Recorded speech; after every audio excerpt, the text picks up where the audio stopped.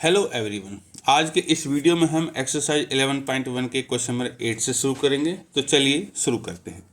इसमें लिखा a horse is tied to a peg at one corner of a square shaped grass field of side 15 metre.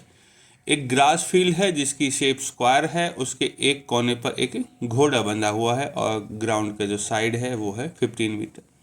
By means of a 5 metre long rope, 5 metre की लंबी रस्सी से बंधा हुआ है घोड़ा यहाँ पर।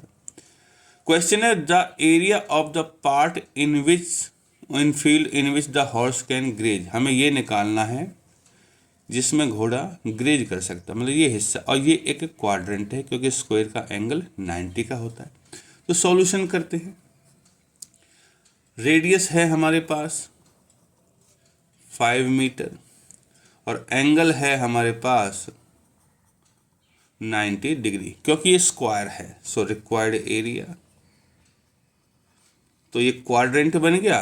क्वाड्रेंट का एरिया होता है पाई आर स्क्वायर बाई में 4, ठीक है।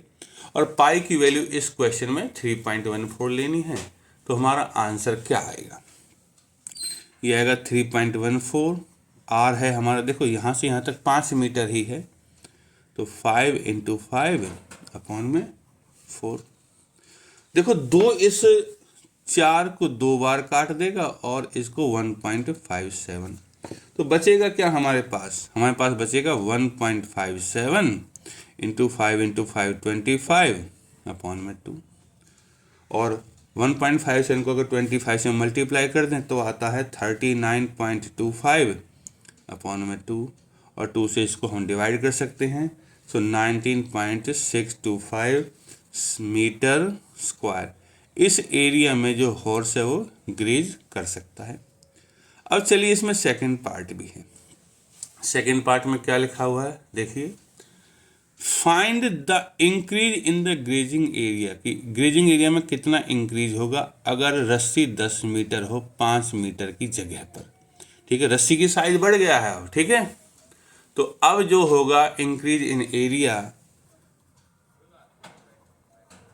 इंक्रीज इन एरिया क्या होगा? तो वही फॉर्मूला हमारा 3.14 × 10 का स्क्वायर अपॉन में 4। अब क्वाड्रेंट है लेकिन अब 10 मीटर की रेडियस वाला, माइनस 3.14 × 5 का स्क्वायर अपॉन में 4 घटा दिया। और इसमें से मैं 3.14 अपॉन में 4 कॉमन ले सकता हूँ, तो बचेगा 10 का स्क्वायर माइनस में 5 का स्क्वायर।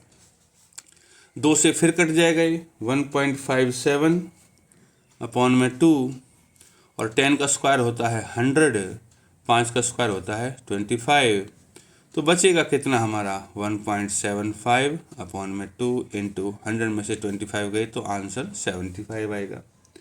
और 75 को जब इससे मल्टीप्लाई कर देंगे तो 117.75। बच्चे मल्टीप्लाई तो आप लोगों को करनी है अपॉन में 2, और जब इसको 2 से डिवाइड कर देंगे तो आंसर आएगा 58.875 मीटर स्क्वायर। तो इतना एरिया बढ़ जाएगा। तो इस तरह बच्चों हमारा एक क्वेश्चन नंबर 8 कवर हो गया है। इसमें 2 पार्ट थे, उम्मीद है कि समझ में आए होंगे। अब चलिए बढ़ते हैं क्वेश्चन नंबर 9 की तरफ। देखो 9 में क्या लिखा हुआ है।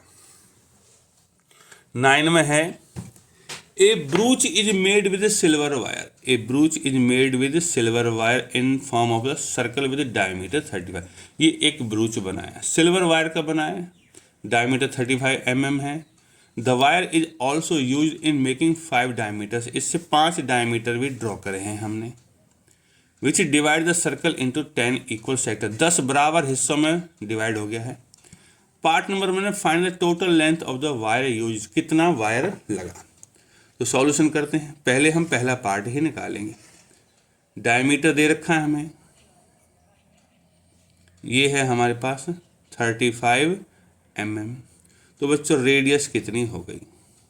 रेडियस हो गई 35/2 mm हो गई। अब देखो इसका कितना वायर लगा, तो एक तो सरकमफ्रेंस बनाने में वायर लगा और 5 डायमीटर हैं। सो पार्ट नंबर 1 में length of wire, length of wire क्या होगी? सरकमफ्रेंस बनाने में लगा, सरकमफ्रेंस को डायमीटर की फॉर्म में पाई डी बोलते हैं, ठीक है। प्लस में 5 डायमीटर हैं, तो 5 इंटू में डायमीटर 5d हो गया। तो पाई इसमें हमें लेना है 22/7, डायमीटर है हमारा 35 प्लस में 5 और डायमीटर है हमारा 35। 7 से 35 5 बार कट जाएगा, तो 22 और 5 की गुना हो गई 110 प्लस में 5 और 35 की गुना हो गई 175। इनको जोड़ देंगे सो 285 mm आ गया हमारा टोटल वायर की लेंथ। और सेकंड पार्ट देखो क्या, total the area of the each sector, हर एक सेक्टर का मतलब इसका, मान लो इसका, देखो जब इसको 10 बराबर हिस्सों में बांटा हुआ तो एंगल भी 10वां ही है इसका, मतलब कि इस सर्कल के 10 इक्वल पार्ट्स हैं। ठीक है, तो ईच सेक्टर का एरिया निकालने के लिए हमें देखो एंगल निकालने की जरूरत नहीं है, तो हम सीधा लिख सकते हैं एरिया ऑफ ईच सेक्टर, क्योंकि 10 बराबर हिस्सों में डिवाइड कर रखा है तो पूरे सर्कल के एरिया को आप 10 से डिवाइड कर दीजिए, आपका आंसर यही होगा। ठीक है बच्चों, तो सर्कल का एरिया πr² है तो 22/7, r है हमारा 35/2 इंटू 35/2 और अपॉन में 10 भी है तो मैंने 10 भी लिख दिया। तो देखो अब हम कुछ कैलकुलेशन करेंगे, कैंसलेशन करेंगे इसमें, तो देखिए कैसे होगा। 7 से 35 कट गया 5 बार, ठीक है, 5 से 10 कट गया 2 बार और 2 से कट गया 11 बार। तो क्या बचा हमारा, ऊपर बचा हमारे पास 11 और 35, सो 11 इंटू 35, नीचे क्या बचा 2 और 2 4 बचा, इन दोनों की गुना होती है 385 अपॉन में 4 मिलीमीटर स्क्वायर। इतना ही है बच्चों, इसको सॉल्व करने की जरूरत नहीं क्योंकि बुक में इतना ही है, और अगर आप फिर भी इसका आंसर निकालना चाहते हैं तो इसका आंसर है 99.25, यही है इसका आंसर मिलीमीटर स्क्वायर। तो उम्मीद है कि ये वाला पार्ट आपको समझ में आया होगा, क्वेश्चन नंबर 9। तो चलिए बढ़ते हैं क्वेश्चन नंबर 10 की तरफ। क्वेश्चन नंबर 10 में देखिए क्या लिखा है, एन अम्ब्रेला हैज 8 रिब्स, ये 8 रिब्स हैं अम्ब्रेला में, विच आर इक्वली स्पेस, बराबर दूरी पर हैं, मतलब कि सेक्टर्स बराबर बांटे हुए हैं। Assuming umbrella to be flat circle, कि अम्ब्रेला एक सर्कल है बिल्कुल, रेडियस 45 सेंटीमीटर है। Find the area between two consecutive ribs, मतलब कि इनके बीच का एरिया, दो लगातार ये हैं तो इनके बीच का एरिया, दूसरे शब्दों में ये सेक्टर है, सेक्टर का एरिया हमें निकालना है। तो चलिए सॉल्यूशन करते हैं। पहले लिखते हैं रेडियस, रेडियस है इसकी 45 सेंटीमीटर, ठीक है, और एंगल अगर निकालना चाहें तो देखो इसके 8 बराबर हिस्से हैं तो 360 टोटल एंगल होता है, इसको 8 से डिवाइड कर दीजिए तो 8 4 या 45 डिग्री आ जाएगा। हालांकि इसकी ज़रूरत नहीं है, हम सीधा पूरे सर्कल के एरिया को 8 से डिवाइड कर सकते थे जैसे हमने इससे पहले वाले क्वेश्चन में किया था। Now area of each sector, तो क्या होगा πr², थीटा इसमें कितना है 45 है अपॉन में 360। अब देखो 45 को 8 बार काट देगा, बात वही है πr²/8, आप इसको डायरेक्ट भी लिख सकते थे। तो पाई की वैल्यू है इसमें 22/7, r जो है वो है हमारा 45, तो 45 इंटू 45 अपॉन में 8। तो बच्चों अब देखो इसमें कुछ कैंसिलेशन करते हैं, जितना हो सकता है उतना करेंगे। 2 से इसको 4 बार और 2 से इसको 11 बार, इससे ज़्यादा काट नहीं पाएंगे हम, तो यहाँ बचा 11 है और 45 और 45 की गुना होते हैं 2025 अपॉन में 7 इंटू 4 28, और 11 और 2025 की गुना होती है 22275 अपॉन में 28 सेंटीमीटर स्क्वायर। बच्चों यही है एरिया, इससे ज़्यादा इस क्वेश्चन में कुछ नहीं करना। इस तरह हमारा ये क्वेश्चन ख़त्म हो चुका है। तो चलिए बढ़ते हैं क्वेश्चन नंबर 11 की तरफ।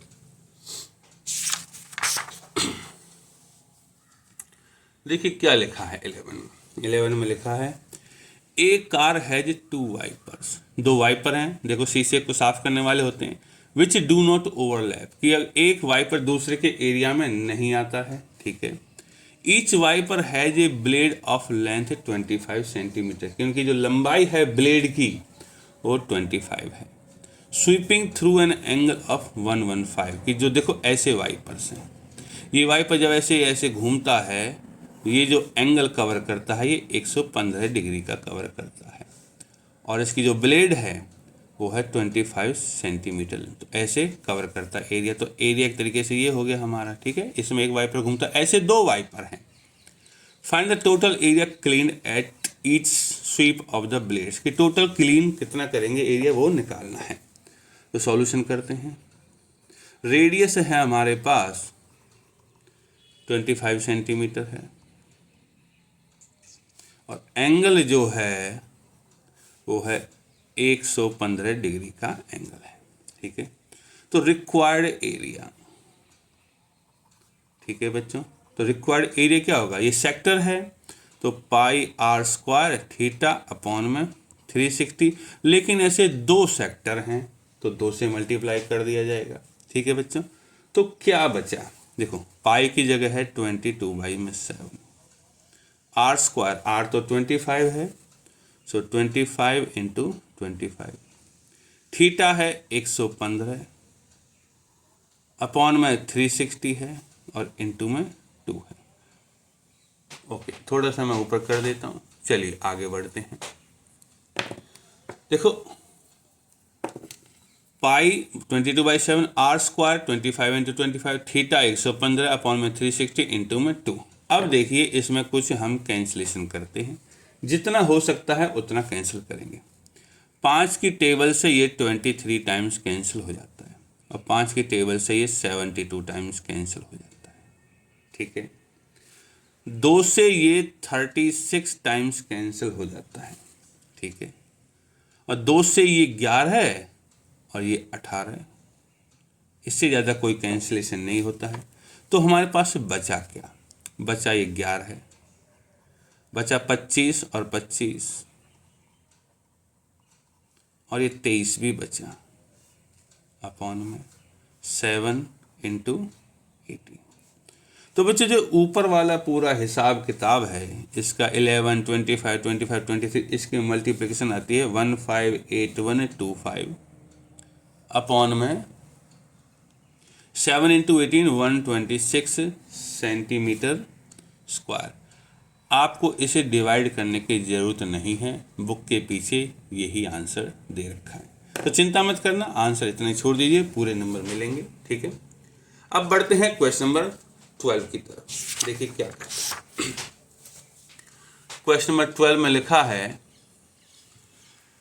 2 warn ships for underwater rocks, कि पानी में जो चट्टान है उनसे शिप को चेतावनी देने के लिए ए लाइट हाउस स्प्रेड से red coloured light over a sector of angle 80 to a distance of 16.5 kilometre.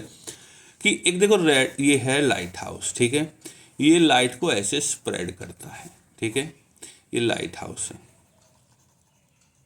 ये लाइट को स्प्रेड करता है, और ये जो एंगल है ये 80 डिग्री पे स्प्रेड करता है, और डिस्टेंस है 16.5 किलोमीटर तक स्प्रेड करता है। तो मतलब कि इसमें अंडर वाटर रॉक्स हैं। Find the area of the sea over with the ships are warned, की उस एरिया को निकालो जिसमें शिप्स को चेतावनी दी जा सकती है, मतलब कि हमें इसका एरिया निकालना है। तो ये एक सेक्टर है, तो सॉल्यूशन करते हैं। रेडियस कितनी होगी हमारी, रेडियस होगी हमारी 16.5 किलोमीटर। एंगल कितना होगा, एंगल भी इसमें दे रखा कि 80 डिग्री के एंगल तक ये वार्न कर सकता है, ठीक है। सो रिक्वायर्ड एरिया, अब कितना एरिया होगा, ये एक हमारा सेक्टर है, तो एरिया का फॉर्मूला होता है पाई आर स्क्वायर थीटा अपॉन में 360, ठीक है। तो इस क्वेश्चन में बच्चों पाई की वैल्यू 3.14 है, बुक में दे रखा है, सो 3.14, आर जो है वो 16.5 है, ठीक है, और एंगल जो है वो 80 है, और अपॉन में 360 है। तो अब देखो बच्चों क्या करेंगे, अब हम इसके डेसिमल्स को हटा लेते हैं। सो 3.14 को मैं 314 अपॉन में 100 लिख सकता हूँ, 16.5 को मैं 165 अपॉन में 10 लिख सकता हूँ, इसको भी मैं 165 अपॉन में 10 लिख सकता हूँ, और 80 तो 80 ही है और अपॉन में 360, ये हो गया। अब हमें इसको कैंसिल करना है जितना हो सके, ठीक है बच्चों। तो देखिए सबसे पहले 0 से 0 कट गया, ठीक है। 4 की टेबल से 8 2 बार और 36 9 बार कट गया, ठीक है। 3 की टेबल से ये 3 बार कट गया और ये कट गया 5 3 5 जा 15 और 1 3 5 जा 15, ठीक है। और 3 से ये भी कट गया 55 टाइम्स। 2 से ये कट गया 5 बार, 5 से ये कट गया 11 बार और 2 से 5 से काट लेते हैं इसको 11 बार और 5 से काट लेते हैं 2 बार और इस 2 से ये कट गया 157 टाइम्स। तो बच्चों कितना बचा हमारे पास? हमारे पास बचा 157 इंटू 11 11 11 इंटू 11 और अपॉन में कितना है हमारे पास? 100, ठीक है। मेरे ख्याल से और कुछ नहीं बचा है। तो 157 और 11 11 इन सब की गुण आती है 18997 अपॉन में 100 और जब 100 से डिवाइड करेंगे तो हम यहाँ डेसिमल लगा देंगे। तो कितना आंसर आएगा? 189.97 किलोमीटर स्क्वायर। कि इतने किलोमीटर के स्क्वायर में शिप्स को वार्न किया जा सकता है। उम्मीद है कि आपको ये क्वेश्चन नंबर 12 समझ में आया होगा। नाउ क्वेश्चन नंबर 13, देखो इसमें लिखा a round table has 6 equal designs. देखो एक राउंड टेबल है, इसमें जो 6 डिजाइन की बात कर रहा है वो ये हैं, 1 2, ये डिजाइन 3, ये 4, ये 5 और ये 6। If the radius of the cover is 28 centimetre, इस कवर की जो रेडियस है वो 28 सेंटीमीटर है। Find the cost of making designs, designs को बनाने की कॉस्ट निकालनी है। ये जो डिजाइन हुई इसका कितनी कॉस्ट आएगी, लेकिन इसकी कॉस्ट से पहले इसका एरिया निकालना। और एरिया है, हम क्या करेंगे, पूरे सर्कल के एरिया में से इस हेक्सागन का एरिया माइनस कर देंगे। ये हेक्सागन एक रेगुलर हेक्सागन है और इस हेक्सागन को 6 ट्राइंगल्स में बांटा हुआ है। तो हम क्या करेंगे, एक ट्राइंगल का एरिया निकाल के उसको 6 से गुना कर देंगे, ठीक है। तो चलिए देखते हैं रेडियस कितनी है। रेडियस है 28 सेंटीमीटर। इस ट्राइंगल का नाम मैं एक ही ट्राइंगल सिलेक्ट करता हूँ, ओ ए बी दे देता हूँ। और एंगल ए ओ बी, देखो ए ओ बी, ये एंगल निकालते हैं। ये एंगल कितने का होगा? देखो ये टोटल एंगल 360 होता है। तो 360 और ऐसा 6 बार हो रहा है तो मैं 6 से डिवाइड कर देता हूँ। तो ये आ गया एंगल 60 आ गया।